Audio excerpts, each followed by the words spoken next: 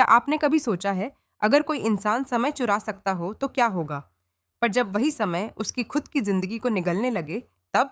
इस शांत गांव में समय धीरे धीरे बीतता था, लेकिन इस दुकान में हर घड़ी अपनी अलग धुन बजाती थी। इसका मालिक इलियास एक ऐसा आदमी था जो किसी भी टूटी हुई घड़ी को ठीक कर सकता था। लेकिन उसका रहस्य, वह घड़ियों के मालिकों का समय चुरा रहा था।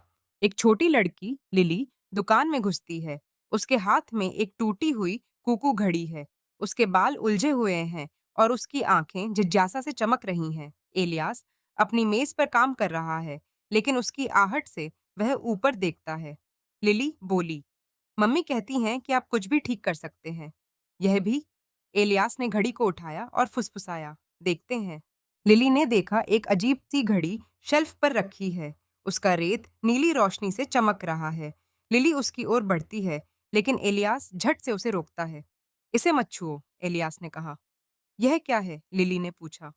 एलियास चुप रहा, लेकिन उसकी आंखों में डर था। उसी दिन रात को लिली दुकान में चोरी से घुसती है। चांद की रोशनी खिड़की से अंदर आ रही है। वह घड़ी की ओर बढ़ती है, जब एलियास पीछे से आता है। तुम यहाँ क्या कर रही हो? एलियास ने पूछा। आप सबका समय चुरा रहे हैं, लिली ने कहा। यह गलत है।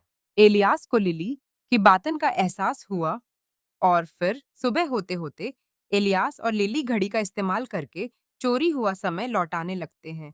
घड़ी का नीला रेत धीरे धीरे खत्म होता है और एलियास की उम्र बढ़ने लगती है। यह सही है, एलियास ने मुस्कुराते हुए कहा। मुझे अपना समय लौटाना चाहिए। दुकान के अंदर की घड़ियां जोर जोर से टिक टिक करने लगती हैं, जैसे वे जीवंत हो उठी हों। बाहर गांव के लोग अचानक ऊर्जा से भर जाते हैं। शाम को इलियास दुकान के बाहर एक झूले वाली कुर्सी पर बैठा है। वह अब बहुत बूढ़ा है, लेकिन उसका चेहरा शांत है। लिली उसे चाय पिलाती है। आसमान नारंगी और गुलाबी रंग से रंगा हुआ है। रात को जब सब कुछ शांत हो गया, लिली इलियास के पास बैठी थी। आपको क्या लगता है, अब आपका क्या होगा? उसने पूछा। इलियास ने आसमान की ओर देखा। जो भी होना है वह सही है। मैंने जो किया उसके लिए मुझे शांति मिली है, और तुम्हारे कारण लिली, मैंने अंत में सही काम किया।